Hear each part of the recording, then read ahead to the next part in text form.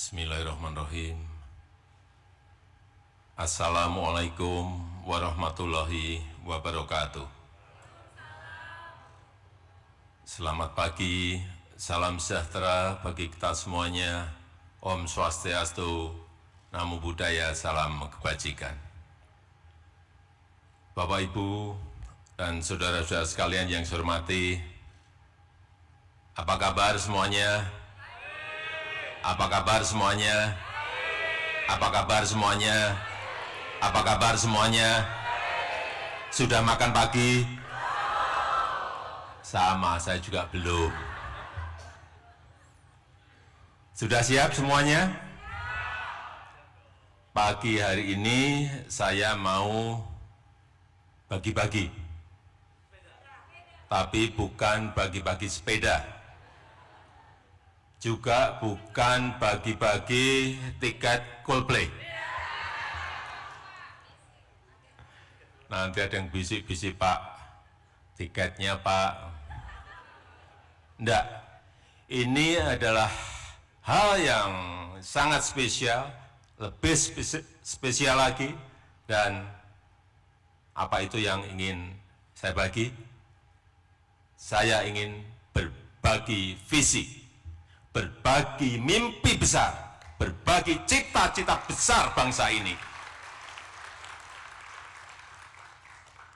Tadi dalam perjalanan saya dari istana ke tempat ini, saya membayangkan akan jadi apa, akan menjadi seperti apa Indonesia ini di 100 tahun kemerdekaannya, yaitu tahun 2045. Kemudian saya flashback gedung ini, Jakarta Theater, di sekitar tahun 1970-an. Ini adalah tempat yang paling megah di Jakarta saat itu, tahun 1970.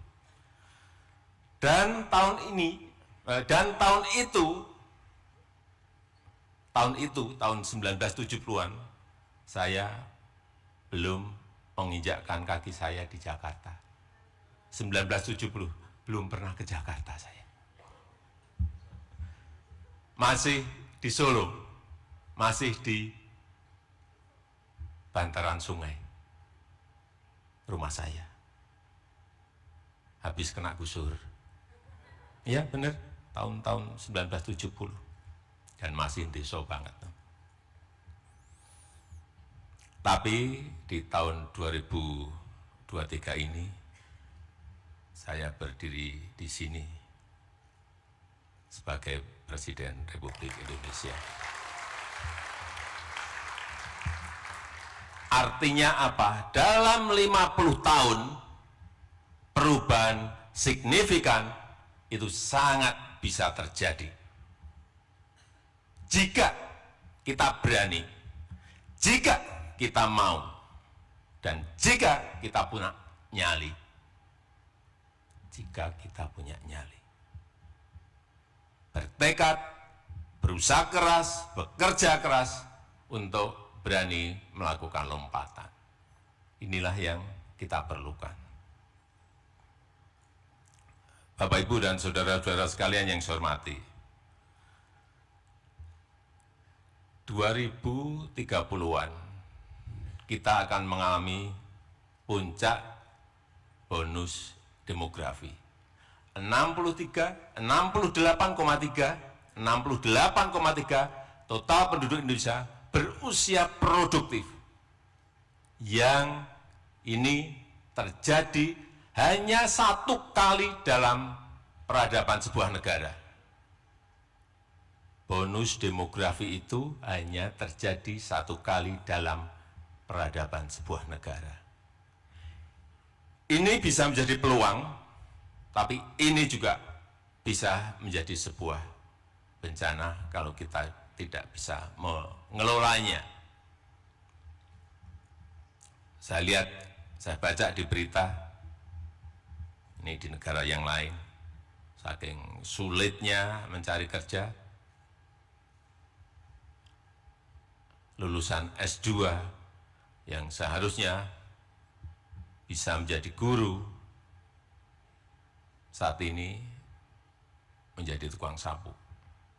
S2. Di sebuah negara di Afrika, di 2015 juga mendapatkan bonus demografi. Tapi dalam 7 tahun justru yang terjadi pengangguran melonjak menjadi 33,6%. Saya tidak usah sebut negaranya mana, tapi saya yakin Bapak Ibu dan saudara-saudara tahu. Dan kita tidak ingin terjadi seperti itu. Oleh sebab itu kita harus bekerja keras, sekali lagi kita harus bekerja keras memanfaatkan peluang ini. Kita harus punya perencanaan taktis, bukan perencanaan tapi perencanaan taktis. Visinya juga visi taktis.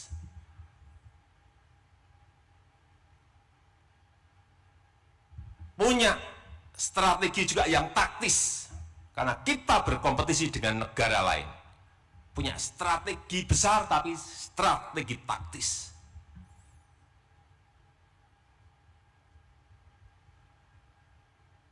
Itu yang dulu-dulu kita nggak memiliki. Tapi sekarang saya tanya ke Menteri BPN Bappenas, sudah lebih taktis dan lebih detail. Sekali lagi, karena kita berhadapan dengan kompetisi dengan negara-negara lain. Nggak bisa lagi kita kayak dulu-dulu memakai istilah-istilah yang absurd. Pengembangan, apa itu pengembangan? Penguatan, apa itu penguatan? Pemberdayaan, harus to the point apanya? Harus taktis apanya? Untuk membawa kapal besar Indonesia menggapai cita-cita Indonesia Emas 2045.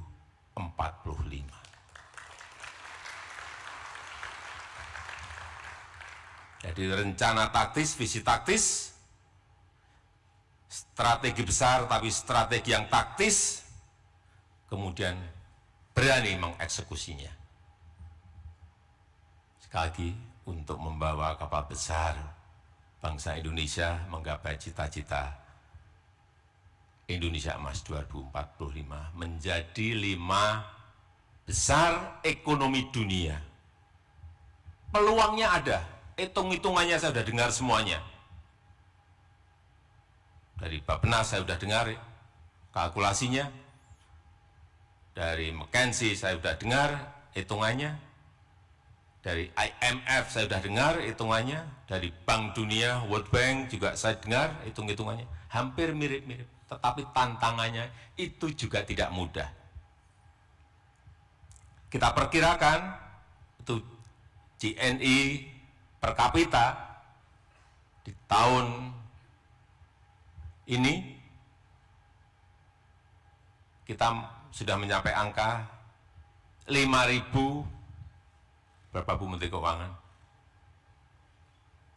5.000 lebih sedikit, 5.030 US dollar di tahun 2023.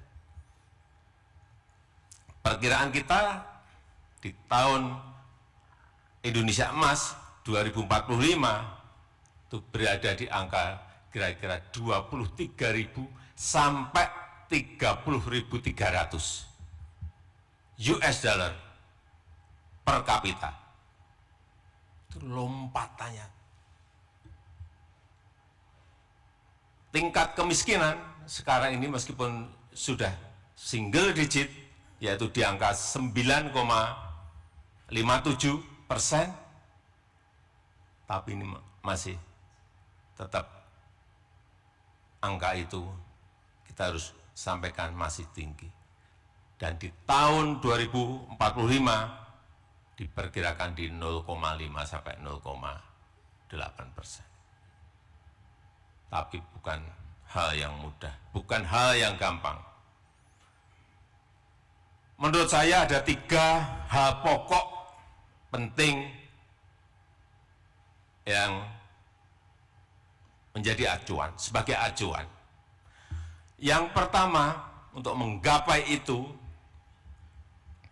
yang pertama, ini penting stabilitas bangsa ini harus terjaga. Stabilitas bangsa ini harus terjaga.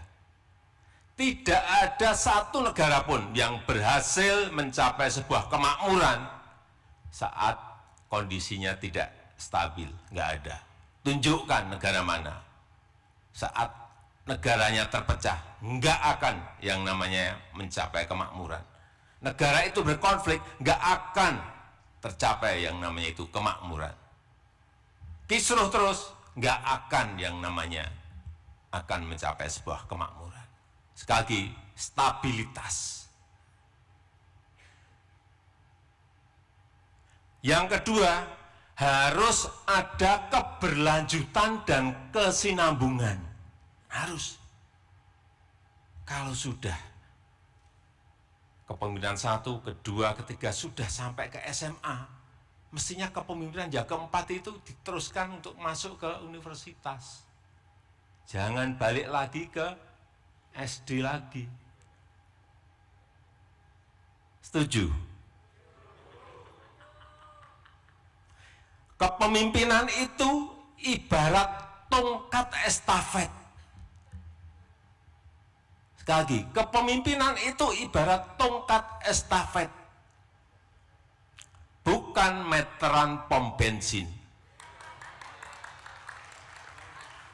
Kalau meteran pom bensin itu, Pak, dimulai dari nol ya. Sama ditunjukkan ini. Apakah kita mau seperti itu? Enggak kan? Masa kayak meteran pom bensin? Mestinya kalau sudah dari TK, SD, SMP, ini ya kepemimpinan berikut masuk ke SMA, universitas. Nanti kepemimpinan berikut masuk ke S2, S3. Mestinya seperti itu.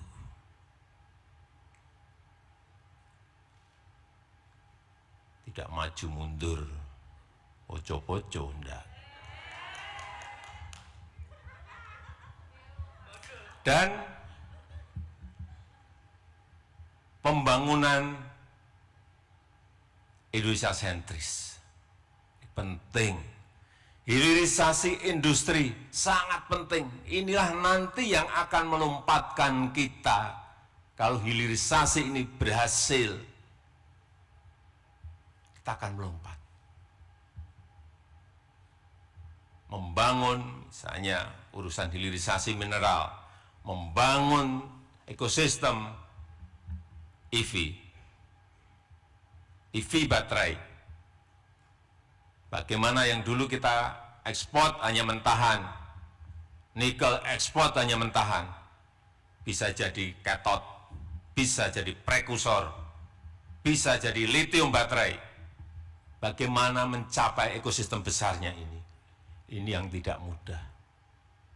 Perlu kerja detail, perlu dicek terus di lapangan. Itu pun bisa meleset.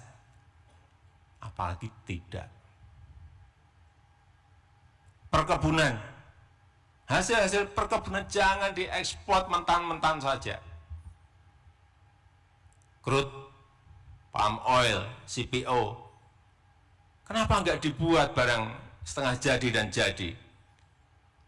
Bisa sabun, bisa kosmetik, dan lain-lainnya. Rumput laut, kita punya potensi yang sangat besar sekali. Tapi jangan diekspor mentahan. Sekarang rumput laut itu bisa dijadikan biofuel. Saya baru lihat, kaget juga saya. Lihat di Jerman. Artinya potensi ini besar. tetapi tantangannya juga besar.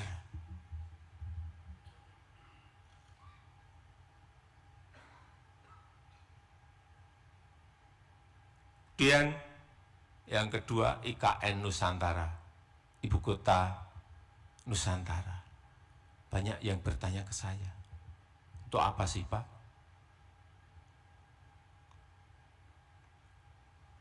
Perlu saya sampaikan, 56% penduduk Indonesia itu ada di Jawa. Dan yang terpadat itu di Jakarta. 56% penduduk kita ada di Jawa, berarti 149 juta dari 17.000 pulau, itu 149 juta itu ada di Pulau Jawa. Itu perlu pemerataan. GDP ekonomi kita 58% itu juga ada di Jawa. Yang 17.000 pulau yang lainnya diberi bagian apa?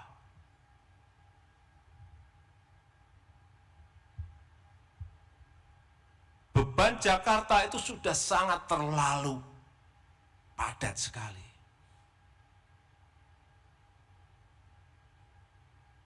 Sebagai kota pendidikan, sebagai kota pariwisata, sebagai kota bisnis, sebagai kota ekonomi, sebagai kota pemerintahan, macet semua kita sekarang ini, di mana-mana.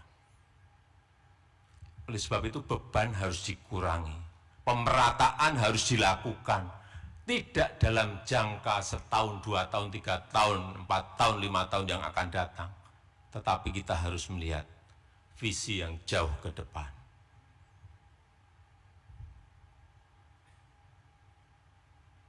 Oleh sebab itu, hilirisasi IKN Nusantara ini harus diperkuat, harus dilanjutkan, harus ditingkatkan. Dan yang ketiga adalah SDM, sumber daya manusia. Ini kekuatan besar kita. Jangan, tapi juga jangan hanya menang dari segi jumlah, tetapi juga harus dari segi kualitas SDM-nya. Baik secara fisik, skill, karakter produktif, dan karakter disiplin. Ini yang harus kita benahi total, termasuk penguasaan iptek.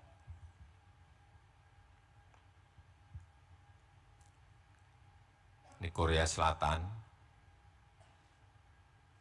sebagai contoh, ini dalam 8 tahun mampu keluar dari middle income trap, jebakan negara berpendapatan menengah. Angkanya di tahun 1987 GDP mereka masih di angka 3.500. Di tahun 1987, 3.500. Kemudian GDP di tahun 1995, 8 tahun setelah itu, melompat menjadi 11.800. Lompatan seperti inilah yang perlu kita tiru. Perlu kita contoh. Karena apa? Karena kualitas SDM-nya. Yang fokus pada teknologi dan produktivitas. Bapak, Ibu, dan saudara-saudara sekalian, Indonesia emas tidak bisa hadir otomatis. Tapi sekali lagi, butuh direncanakan dengan baik. Butuh fokus yang sama. Butuh panduan. Butuh haluan. Sehingga saya harap RPJPN yang diluncurkan ini dapat menjadi pedoman kita bersama. Apa sih pedoman kita? Ada di situ.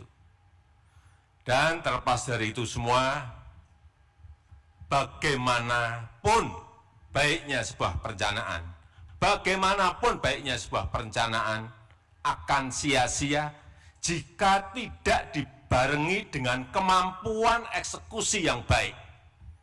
Nggak ada artinya.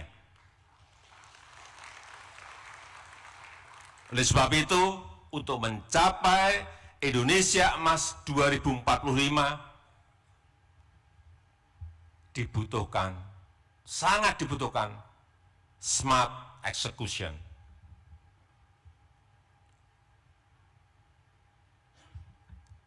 Dan dibutuhkan smart leadership. Oleh